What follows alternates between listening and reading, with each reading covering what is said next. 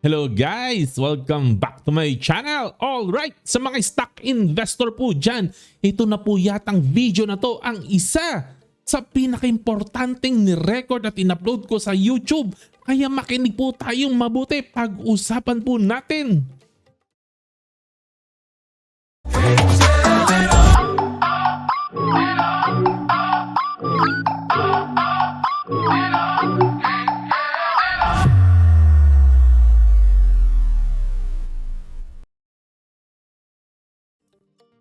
Welcome back! Ayan, ang ganda po ng topic po natin ngayon. A very important lesson po sa stock investing na natutunan ko po recently at gusto ko pong i-share sa inyong lahat. Okay po, no? Umpisahan na po natin.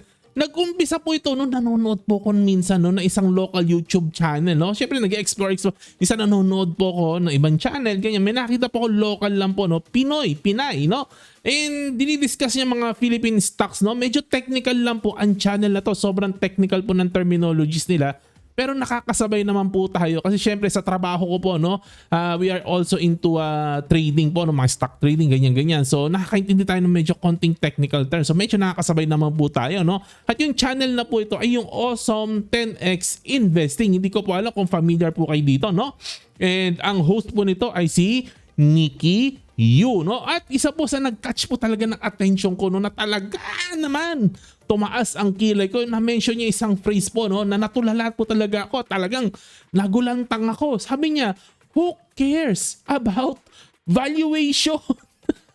Who cares about valuation? Tumatak po talaga sa isip ko. Talagang nag-stop po talaga ang mundo. Parang tumigil ang mundo po para sa akin. No? Kasi may isang stock po kasi siyang ina-analyze po dun sa video po niya. Undervalued po yung stocks. No? Pero napansin po niya, ilang years na po hindi umaangat yung stock. Kaya nasabi niya po, who cares about valuation? Who cares kung undervalued ang stock po na to, no? Okay, no. So ako po, sobrang nasaktan po ako nung narinig ko po yung sinabi niya pong ito. Nasaktan po talaga ako, no?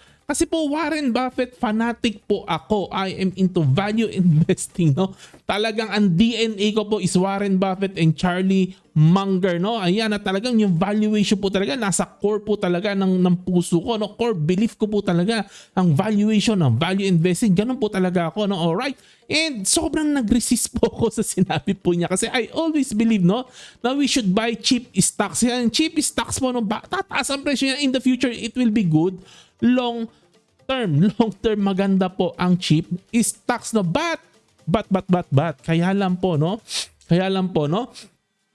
lagi niyo po tatandaan guys no, ito po talagang pinipilit ko po talagang i-exercise po ito no, na lagi po natin tatandaan ng investing po at pagdating po sa pera no, sa finance no, very peculiar world po ito, napaka-peculiar po ito. Hindi po tayo pwedeng mayabang. Pag tayo po ay mayabang at pera ang pinag-usapan, maaari po tayong mapanish, maaari po tayong masaktan. Ganon po pag mayabang po tayo. At ang humility naman po ay nare-reward po ito. Kapag nagpa-practice po tayo ng humility, no, ay nare-reward po tayo. Very important na lagi po nating tatandaan. Hindi po tayo pwedeng mayabang pagdating po sa investing, pagdating po sa pera. Kailangan humble po tayo. Kasi napaka-importante na natututo po tayo sa maraming tao. We need to try our very best to counter our defensive reaction, no? And kailangan tanungin natin ang sarili natin. Possible ba na mali ako? Possible ba na mali ang mga paniniwala ko? Kailangan ganun eh. And hindi naman natin in outright na sinasabi mali agad tayo. Hindi po. I-entertain po natin yung thought na maaaring mali tayo, yung mga pinaniwalaan natin ay mayroong mali, mayroong half truth o may half false, kung ano man ang tamang term po dyan, no? Kailangan po open ng ating isipan para po may pumasok na bagong ideas, bagong knowledge sa kokote po natin. Kasi syempre kung wala po tayong humility, i-reject natin lahat ng knowledge, i-reject natin lahat ng wisdom. Wala pong papasok na bago, no? Eh, kailangan po natin natutupo po tayo at nag-i-improve po tayo kasi ang mundo is constantly changing. Ngayon po, artificial intelligence na po. Ay, grabe na po ang mundo po ngayon, no? Kailangan po nagla-learn tayo at improve, no? And so, pinag-isipan ko, sinabi ni Nikki Yu, who cares about valuation? Who cares about valuation? in-internalize ko. After some thought, I concluded na, of course, value investing works at may merit po ang value investing, pero kailangan po nating i-tweak kasi there is some truth. Meron pong katotohanan doon sa sinabi ni Nicky Yu. Kasi po hindi niya naman po ito mapapansin kung wala po itong katotohanan. May nakikita po talaga siya mga stock na hindi talaga umaangat. Kahit undervalued, ang tagal-tagal na hindi umaangat. At ano po ang point ko po? Ano po ang point ko po dito, no? Ayan. Pasok na po tayo. Ano po yung nakita ko lesson po dito? Na-link ko po siya. Dito po sa kay Stephen Covey, dito po sa libro ni Stephen Covey na 7 Habits of Highly Effective People, no? Kailangan po i-tweak po natin, no, yung ating investing style sa paanong paraan. Ano ba yung natutunan ko sa 7 habits na po to? Ito po yung isa sa lesson po na yun. Begin with the end in mind. Minsan po yan ang kulang po natin. Masyado tayo nakafocus sa valuation, masyado tayo nakafocus sa keep stocks. Ano ang the end ng investing ng stock po ninyo? Ayan, no? We are not Warren Buffett. Hindi po tayo si Warren Buffett in the sense na pupusta po ako, no, karamihan po sa atin, maaring 99% po sa atin, kayo nanonood, kasama po ako. Hindi pa po tayo lahat financially secured. Hindi po tayo, yung pera natin sa bangko ay kaya na po tayong buhayin habang buhay. Hindi na natin kailangan maghanap buhay. Hindi, wala po sa ating ganun na nasa ganung estado. Kaya lang po si Warren Buffett, ganun po siya. Hindi na po niya kailangan magtrabaho. No? We can't wait forever for a stock to appreciate. Hindi po natin kaya mag-antay ng 20, 30, 40, 50 years na mag-appreciate po ang isang stock. Yun po sinasabi ko po sa inyo, no? Example lang po, no, pag tignan po natin si Centuries Properties Group Inc. Hindi ko po alam kung ito po yung ina-analyze ni Nicky Yu. Nakalimutan ko na ano ina-analyze siya, no? Pero tingnan niyo po yung chart po na ito, long term, no, talagang pababa, no? Tingnan natin yung last 5 years, talagang pabagsak po talaga. Bumababa. Pero pag tinignan mo yung fundamentals, parang wala naman ako makita problema sa fundamentals, no? Yung revenue and net income, parang okay naman no? Pag tinignan mo pa yung valuation po niya, no, yung price to book niya, grabe naman, mura po nito. Yung price to sales niya, grabe rin, ang mura. Yung price to earnings ratio, ang mura din po. Everything you see in this stock is very, very cheap, no? Pero and financially, no, for a business na into properties, okay naman po financial niya, hindi ganun kataas ang utang po niya. Parang okay naman po and very, very cheap po ang Centuries. Pero ayun po ang tagal na po, hindi pa po umaangat. Imagine kung nabili mo to nung araw, no, nabili mo to ng 2 piso, ngayon 27 cents na lang. Aray. Ayun po, no. Ngayon, wala pong sign ng recovery po si CPG. Even nung bull run hanggang ngayon na bear market, lalo na ngayon bear market, wala pong sign na magre-recover po siya, no. So, ang ibig ko pong sabihin, no, Stephen Covey, 7 Habits of Highly Effective People, begin with the end in mind.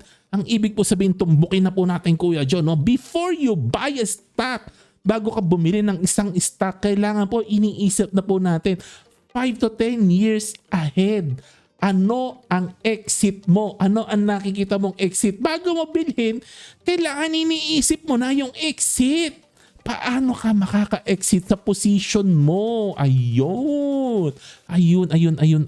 No? Kasi kung nagbe-bet ka na capital gains, so tataas ang price, no? Nagbe-bet ka na tataas ang price yan in the future, no? Yun ang gusto mo, no? Okay, dapat nakikita mo, no, isa sarili mo, nakikita mo na although today, unfavorable siya today, no? Talagang bumaba yung presyo niya today, naging undervalued siya, pero dapat po nakikita mo na magiging excited ang mga tao sa stock na to a few years from now. Dapat nakikita mo na magiging excited ang mga tao. Anong ibig ko sabihin?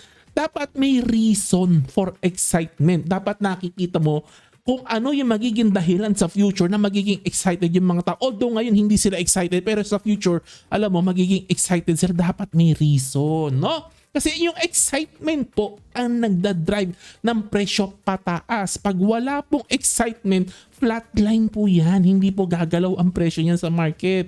Ganon po yun. Kailangan may reason for excitement, no? Naka-position ka lang today. Sinamantala mo na today, no? Na ayaw kasi ng investor sa stock na to. So sinamantala mo kasi may temporary problem, no? Pero nararamdaman mo talaga na babalik ang interest, babalik ang positive sentiment sa stock po na to, no? 99% sure ka na magiging excited ng stock po. Dapat ganun. Pag hindi mo nakikita magiging excited ang mga investor sa stock na to, hindi mo siya dapat bilhin. Parang ganun po ang ibig ko pong sabihin. No? You must be able to answer the question. Anong question yan? Saan manggagaling ang excitement sa stock na ito? Dapat masagot mo yan bago mo bilhin. Ayun! Alright! Example number 1. Bibigyan ko po kayo ng example, no? Nakikita mo na yung company na to ay dire-diretso mag-grow for the next 5, 10, 15 years at a high rate na kung maaari double digit. Kung maaari 10% pataas, nakikita mo diretso siyang mag-grow in revenues and net income. Dapat nakikita mo na ganon. Although ngayon unfavorable, although ngayon maaaring hindi siya sikat, hindi siya kilala, hindi siya napapansin, pero dahil nga nakikita mo double digit ang growth nito, nakikita mo talagang grow, no? At hindi naman humihinto ang pag-grow na to, no? Darating po ang oras, hindi made-deny ng market na maganda ang company po na ito. Karamihan po sa nakikita po natin undervalued stock na hindi na po nag-appreciate ang price, hindi po kasi nag-grow, nag-stagnant po kasi. So, para maging excited ang market po sa stock na yan, ganun po dapat nakikita mo nag-grow talaga kasi darating ang araw, hindi na po talaga made-deny ng market. Sa sobrang laki na niya, sa sobrang mura na talaga, hindi na talaga made-deny ng market, no, na maging excited. That is why lagi ko pong nababanggit po sa inyo in the previous videos, kahit anong mura ng isang stock, no? Kahit gano'n siya kamura yung stock po na yan. Tingnan mo man yung book value, tingnan mo man yung earnings niya, nakikita mo mura, pero mahirap pong i-recommend po yan. Mahihirapan po tayo i-recommend na bilhin yan kung nakikita po nating stagnant yung company or nagde-decline pa. Kahit po undervalued po siya, kung stagnant naman po, ang hirap pong ma-recommend. Kailangan po nag-grow. Parang gano'n po. Naintindihan niyo po ba ako, no? Ayun yung po ang natutunan. Isa po sa natutunan ko po noong nakaraang taon. Kahit po undervalued ang isang stock. Pero kung nakita po nating stagnant, kailangan po nating iwasan. Kasi bakit? Walang reason for excitement. Ayun, maliwanag po ba? Alright? No, who cares? Who cares kung undervalued ang stock na yan, no? Kung stagnant, declining, no? Wala, hindi mag-spark ang excitement eh. Nakukuha niyo po ba? Parang ganun po ang ibig ko pong sabihin, no? Investors po kasi they love growth. Growth po talaga ang gusto ng investor, and growth sparks interest. And yung interest ang nagdadrive ng price pataas. At pag tumaas na yung presyo niyan, hindi makaka-exit na tayo ng maganda-ganda, o diba? Alright. Example number 2 po, no? Isa po sa example na makikita po natin, no? Kung stagnant man, no, at nakikita mo na maganda. Minsan, no, may stock na stagnant, no, or hindi masyado nag-grow, ganyan, or sakto lang, no, talagang ganun-ganun lang siya, no. Pero nakikita mo naman maganda yung free cash flow. Oh, ganun, no? Maganda naman yung free cash flow. Cheap siya at maganda yung free cash flow, no? Nakikita mo, uy, mataas yung dividends. Uy, nasusustain niya yung mataas na dividends. So, although stagnant siya, nasusustain niya ang taas ng dividend, dividend yield niya, no? Or nakita mo na maaaring madagdagan pa yung dividend niya sa future, no? So, isa rin po itong technique. Bakit ko po, kahit na stagnant siya, pero kung na-maintain naman yung mataas na dividends, bakit po minsan maganda rin po ito? Kapaliwanag ko po kasi po, kapag nasusustain po, no, ang mataas na dividends for at least 2 years or sometimes nagkaroon ng biglang surge, nag-rise bigla ang dividend yield ng isang company, nag-i-start po ito, nag-i-spark ng interest ng dividend investor, no? Aminin po natin, nung araw hindi pa po masyadong uso ang dividend investing, pero ngayon po uso ang dividend investing. Meron pong influx ngayon ng pagkarami-raming tao that are interested in dividend investing. So, nag-i-spark po yan ng interest, at ang mga dividend investor po, tingin ng tingin po yan kung saan sila makakakuha ng magandang dividends, no? Alright, so ano pong ibig sabihin? Time will come na biglang sisipa ang price po niyan kasi magdadatingan, mapapansin po yan ng mga dividend investor at magbibilihan po ang mga dividend investor kasi interested po sila sa mataas na dividend yield. At pag nagdatingan na po ang demand ng mga dividend investor, sisipa po ang price po niyan. At sisipa po, tataas po ang presyo po niyan. At pagtaas ng presyo po na yan, maaamoy po yan ng mga taong nagcha-chart, yung mga nagte-technical analysis, maaamoy nila yan. Uy, sumisipa ito sumisipa ito Magbibilihan ngayon yung mga taong nagcha-chart at talaga nagte-technical analysis. Nakita nila sa mga minomonitor nila, uy, sumipa. Ayun, magiging excited din sila. And then yung demand from these charting people will drive the price even higher. So dalawa ang pinanggalingan ng pag-spark at pagtaas ng price. So dividend investor, interest from dividend investor at interest from charting people sometimes, no? This is the formula for a huge capital gains. Bibigyan ko kayo ng example Bigyan ko kayo ng example GMA7 and SPC Power Corporation. Noong hindi ko maalala kung 2018 ito o 2017, no, mga ganyan taon. Parehas po itong 5 piso lang each for each shares, no? And recently, no, they went as high, parehas po ito, halos magkaparehas na story po ito, no? They went as high as around 15 pesos kung hindi ako nagkakamali, both of these stocks. Kasi nga po syempre, no, na-spark ang interest from dividend investor. Malaki magbigayan po itong dalawang ito Although hindi naman talaga sila talagang grow na company. Hindi sila ganun type na company na grow, no? May pagka-stagnant. Although nagka-sudden surge si GMA7, pero of course, para po sa akin, tsamba lang po yun. Pero hindi talaga masyadong growing na stock. Pero nevertheless, dahil nga po sa spark from dividend investor, umangat ang presyo po niya. And then, nung umangat yung presyo niya, tumakay ngayon ang mga charting people. Ayan na po, pwede ka na mag-exit ng malaki-laki at 3x. Biro mo, 3x, no? Ayan, alright. Maliwanag po ba? Ayan, okay, no? Example number 3, maaari naman po, no? Ang exit strategy mo ay hindi po capital gains. Walang problema kung hindi capital gains. May mga tao na hindi po talaga into capital gains. Walang problema as long as alam mo ang end na hinahanap mo. Ano ibig ko sabihin? Masaya ka sa magiging dividends mo sa company na ito. Nakikita mo na ito yung pattern ng dividends na ibibigay niya at masaya ka sa patterns ng dividends na ibibigay niya, no? So wala ka na pakialam sa price action niya kasi yung habol mo ay yung dividends at masaya ka at feeling mo masaya ka sa makukuha mong dividends. Okay din po yun. Yun po, isang ending din po yun na masaya. Happy ending din po yun kasi masaya ka sa dividends na makukuha mo, no? At wala ka ng pakialam at hindi mo hinahabol ang capital gains.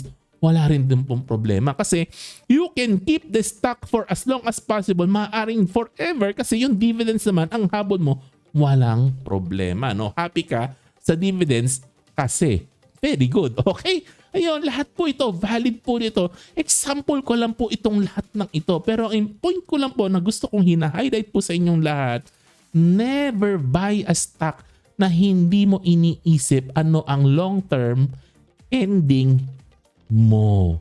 Being a cheap stock is not enough. Alright? Begin with the end in mind. At yan lang po ang dandalan po natin ngayon. Alam niyo na mga standard disclaimer natin. Hindi tayo professional financial advisor, no? At do your own research, no? For making any financial decision. This is just for general education and entertainment only. Like, subscribe, share, notification bell. Kwentuhan tayo sa comment section. So, to God be the glory. Salamat sa pakikinig po niyo. God bless po sa inyo, ha. Happy investing. Bye-bye. Good night.